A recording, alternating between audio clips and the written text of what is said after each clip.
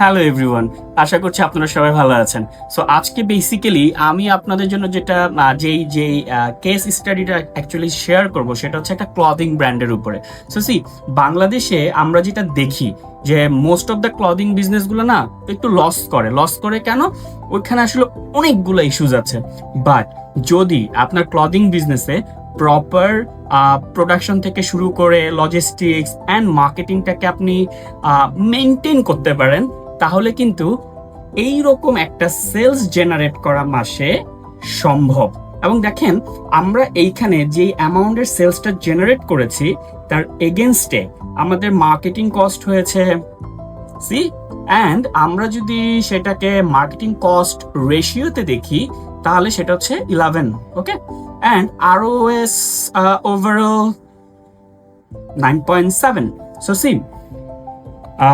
Clothing বিজনেসটা অনেক saturated as we all know, but the point হচ্ছে ক্লদিং বিজনেস করেও আপনি অনলাইনে একটা সাকসেসফুল বিজনেস বিল্ড করতে পারেন যদি আপনার প্রপার প্ল্যানিং থাকে, স্ট্র্যাটেজি থাকে।